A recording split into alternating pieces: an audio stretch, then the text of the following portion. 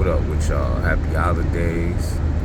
But I'm gonna let y'all take this drive with me. It's a little dark in the car, so I figured instead of looking at my ugly mug, y'all could, you know what I mean? Take the drive with me. Plus the information is important, not what's on the screen.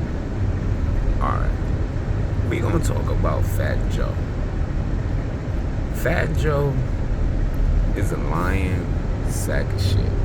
And it's time that he gets exposed for who he is, who he truly is. I'm glad people are starting to see what dude is really about. He has come up off the backs of black people for the better part of over 20 years. For him to disrespect us the way he did on them Tether's platform was insane. It was crazy to watch, but I already know who he is. I'm gonna tell you who he is. See, a lot of y'all not old enough to understand what's going on all the way fully as far as who Fat Joe is. When Fat Joe first came out, he was running around with these dudes called DITC, all black guys. AG, Showbiz and AG, Big L, Lord Finesse. Lord Finesse was that dude. Like, he was extremely lyrical. He was the one out of all of them. Now, don't get it twisted. You heard me say Big L. But Lord Finesse was that dude before Big L. So, boom. They bring in the fat Puerto Rican. People fucked with him because, again, Puerto Ricans was all over the hood. So to see a Puerto Rican by that time, but like in a time when hip hop was like first got its name, late 70s, it wasn't a lot of Puerto Ricans in the Bronx.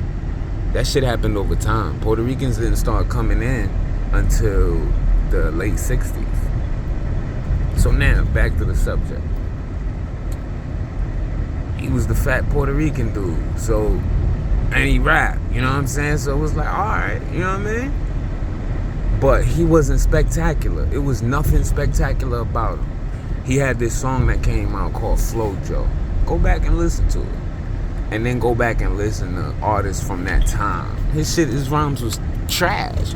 Bust it, check it, watch how I wreck it. It was horrible. Go listen to that shit. When do you ever go to a party, right, or a club or whatever, and they play some old school shit? You know how they'll go through their little old school shit. This was the early 90s. So, you know, they go through their little 90s routine. When the fuck you ever heard them play Flojo? They don't play that bullshit. This shit was trash. So then, Fat Joe, he put his album out. Whoever fucked with it. I never bought a Fat Joe album in my life. Boom. But then, he's not around the DITC dudes as much, the Digging in the Crates dudes. He starts to branch off on his own, and he start doing the Terror Squad shit. And he got this fat nigga with him. Now, at first, Fat Joe, he was the fattest Puerto Rican in hip-hop. But then he had a fat nigga that was fatter than him. And the word on the street was, son was nice. Nice. When everybody heard this nigga, you couldn't believe it because he was so big. And he rapped the way he do. He was rapping like a skinny nigga, but big nigga. And he get busy. When Pun was alive, that's all you heard. Like, yeah, son. People used to try to say he was Latin King. Like, the Puerto Ricans wanted to claim him so bad. Like, he wasn't Latin King. I'm from 160th Street in Washington Heights. Pun and them used to come through my block. Pun used to have his fat ass jammed up in a Toyota Camry. He used to be around my hood with a nigga named Booby. Booby got a Terror Squad. Well, he had a Terror Squad chain. I used to see Fat Joe on my block. So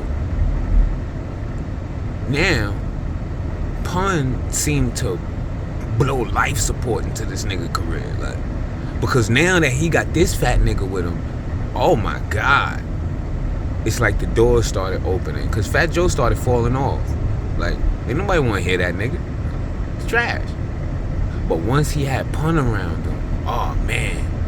Then he had the rest of the dudes from the Terror Squad. In my opinion, the second nicest nigga from Terror Squad was Cuban Link. He had the Cuban nigga that was rapping all crazy. Everybody was like, yo. So that's where all his love that he seemed to get now, that shit's still off the back of Pun, for real. Nobody give a fuck about a Fat Joe. Niggas didn't start listening to Fat Joe songs until after Pun died. And by then, Joe had figured it out. Because Pun showed them how to make songs. Like, for real. Listen to Joe. He'll tell you. And niggas started ghostwriting. He had other niggas from Terror Squad. Because if you listen to Cuban Link and you listen to other niggas from Terror Squad, you hear Fat Joe. Fat Joe could never rap. He's a talentless fat fuck. So now, it's crazy when he says, he tried to play Lord Jamar. Like, I'm going to tell you how it used to go for most people back in the day. Grand Poobah was the nicest nigga in Brand Nubian. Most people like Grand Poobah first. Then came Lord Jamar. Lord Jamar was the second. Because he was so, he always said that shit that made you think, like Nas. Like, the other dude, the third dude to me, Sadat X, he was cool, but his voice was just kind of annoying to me. No disrespect. But most people fucked with, so Jamar second. So how a nigga like Fat Joe gonna tell Lord Jamar he was the wackest nigga in the group when, nigga, you really is the wackest nigga in your group? Like, nobody fuck with you. So boom, Pun dies, right? Now mind you, when Pun, this is how you see who Fat Joe really is. After Pun died, after Pun came, you think he reached back for DRTC? You think he tried to help them niggas? Nah. Because that shit that black engineer that Fat Joe thought was Puerto Rican said that Fat Joe said, Fat Joe really feel like that. You don't fuck with black people like that. And you can see it by how he moved. Stop listening to shit that people say. He talking about, oh, my mom had all these black people around them at the funeral. Yeah, I bet she did. How many times was y'all niggas hugged up around some black people around they people's funeral, though? Huh? That's the same shit white people do. Oh, I got friends that's black. I'm not racist, my friend. Same shit. Fat Joe's a racist piece of shit. And he don't like black people because he's jealous of them. That's why he was hating on Jay-Z the way he was. But that nigga he need people in order to become who he was. By the time his song started getting listened to, Pun had told them the secrets to the source. Now, what I will give Fat Joe credit for is having a good ear. He got a good ear. He know a good song. So he was basically executive producing his songs, using a ghostwriter, and then taking the lyrics. Wow, never looking out for these ghostwriters. They all over the internet. Go look them up. All over the internet. So the proof is right there for you. Now, I want you to go listen to Jay-Z first album, right? And then go listen to Jay-Z last album. Tell me if that's the same nigga writing rhymes. That's the same dude. Go listen to T.I. first album. Then go listen to T.I. last album. Tell me if that's the same person. Go listen to, and I'm picking all dudes that write their own shit. Everybody write their own shit. And I'm doing it where they fall apart. Go listen to Nas' first album. Go listen to his first album. And then listen to his last album. And tell me how it sounds. Do it sound like the same dude? Now, go listen to Fat Joe first album. And then go listen to his last album. Even if I tell you that it won't matter. That shit going double wood. Go listen to it, and I bet you that shit sound like a whole nother nigga. Why you think that? I'm not just anybody. I used to make music. I still rap at my age because I can't help but write rhymes. I've done music videos for Dark Low. So I do this music shit. I'm not just anybody that want to gossip and say fuck shit just because I feel some type of way. But this is all real shit I'm telling you. Fat Joe's a fraud. He never looked out for nobody but himself. You saw how he treated Pun, wife, after he died. Now I want you to ask yourself, you see Pun's son in the music industry. Fat Joe give you all these excuses, right? Now, if a man did what Pun did for you, right?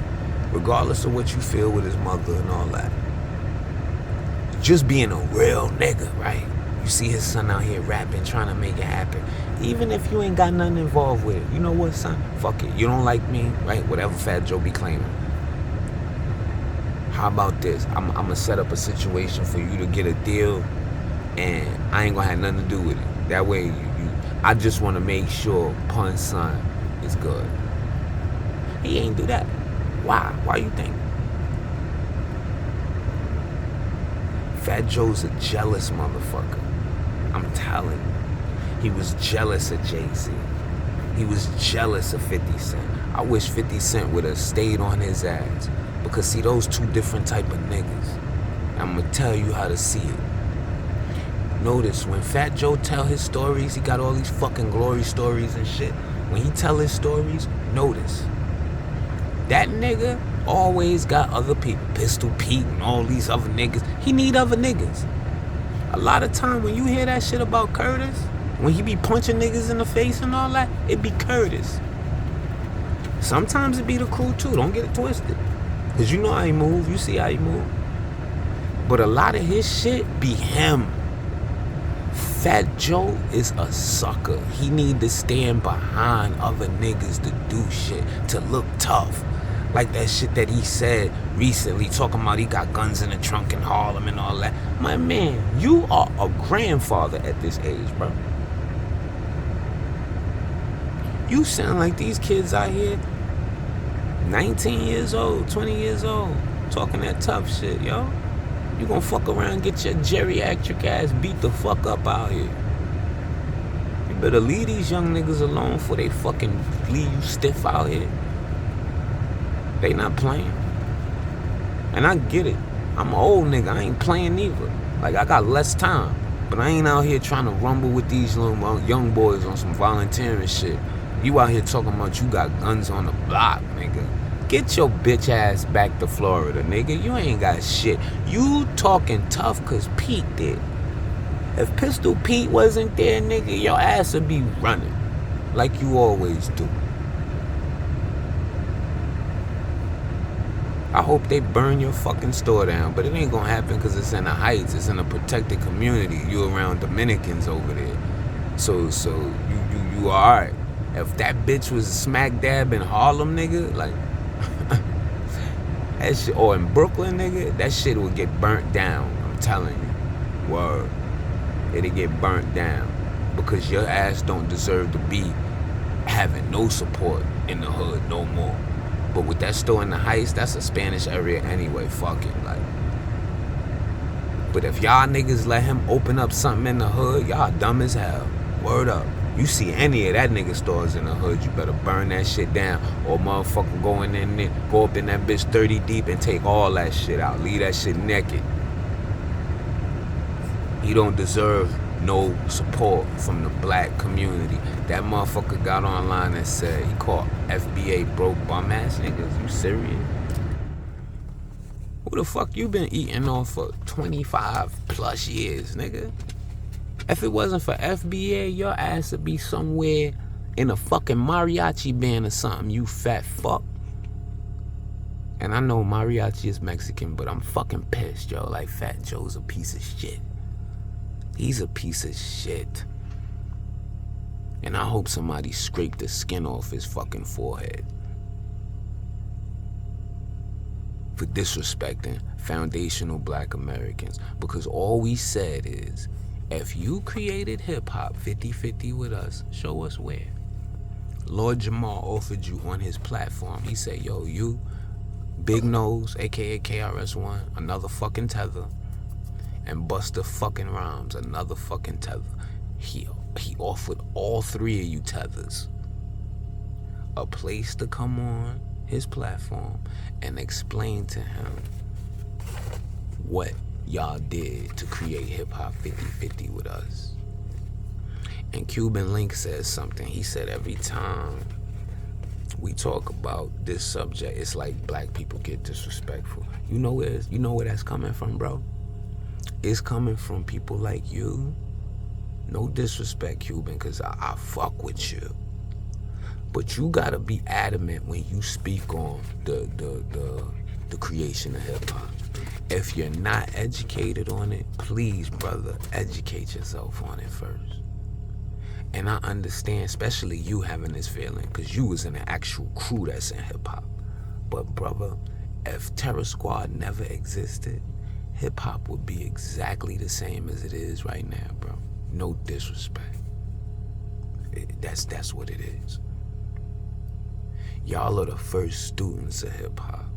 And Terror Squad would be the best group, Puerto Rican group in hip-hop.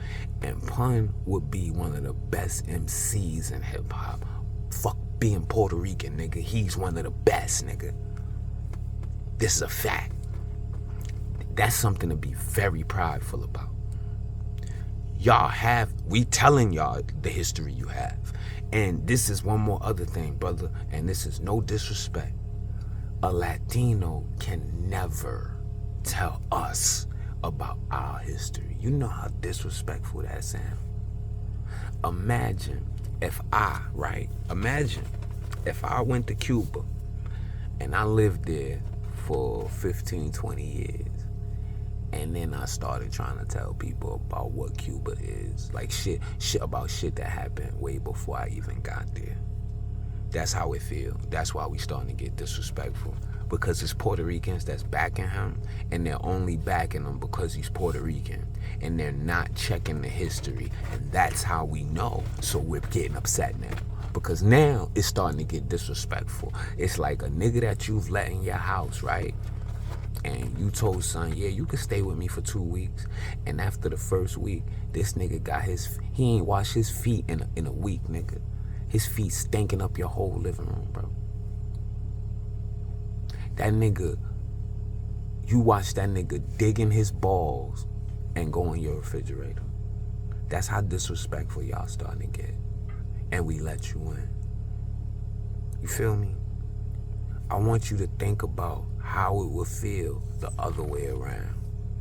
And if you don't know the history, I beg you to look it up. Because see, hip-hop was created over years. And I get it. Some industry niggas told you some bullshit like with the Africa Bambaataa in 1979 and no. Nah, that shit got its name around that time. But niggas was doing hip-hop in Brooklyn in the 60s, my brother, before it was called hip-hop. Please research this shit.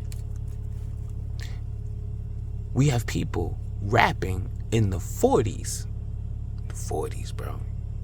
You can't find a Puerto Rican rapping in the 40s. That's all we saying, brother. No disrespect. We love y'all. We let y'all live in the hood. We supported y'all. Nigga, like, come on, bro. How many black businesses do you see in Puerto Rican neighborhoods that get support? How many? That shit don't go the other way. It go one way. Let's keep it real. One.